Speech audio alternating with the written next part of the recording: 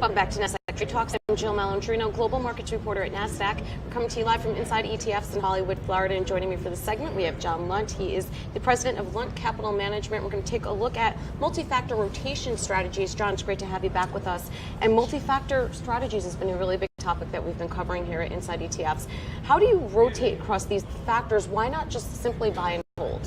You know, there's been so much, just an abundance of industry and academic research around factors and how powerful factors are. Those traditional factors, momentum, value, quality, low volatility. The challenge and why we don't just buy and hold those factors is that sometimes those factors will rotate in and out of favor. They can even have long periods of time of underperformance. And so, as opposed to just getting those factors, blending them together and holding those factors, we've taken an approach to rotate across the factors, adapt to the factor that's in season. All right, so what is the universe of factors that you use within your rotation strategies, and how often do you rotate?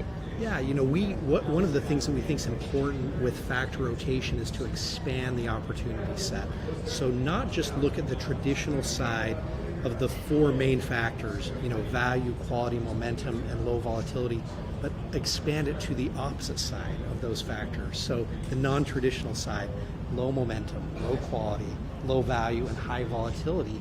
And then our rotation strategy rotates not only across those factors, but really between the factors. All right, so what are some of the advantages and challenges associated with factor rotation strategies? I would imagine one of them is you just can't turn on a dime when the market turns on a dime. I mean, look at the volatility we've seen even as recent as this past Friday and today, Monday. Absolutely. So, you know, certainly the intent of a rotation strategy is to adapt as conditions change. There's always going to be a lag to that. But what we see with these types of strategies is, as opposed to predicting and trying to be out in front of a change in a factor that the market's favoring, will adapt as those conditions change. So it can be a month, maybe lagging getting in, maybe a month lagging getting out. But one of the real advantages is that adaptability, that you're not just holding those same factors, but you're adapting as factors changing.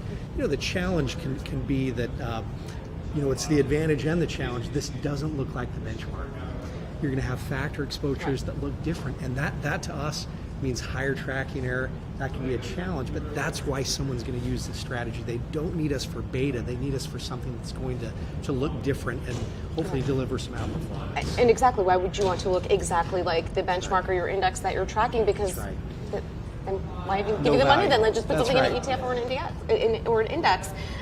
So that, and I also think when we get into these pockets of volatility, like we're seeing a little bit this week, that having that expertise in active management is certainly helpful. Clearly 2019 was a very different year, but this might be where you start to see those advantages play out. Absolutely. We definitely see that over time, having something in the portfolio that's going to adapt and change is valuable. It's a great diversifier from just that typical passive beta that someone might hold in a portfolio. All right, John, great to see you as always. Thanks very much. And thanks for joining us on Trade Talks. I'm Jill Malandrino, Global Markets Reporter at Nasdaq.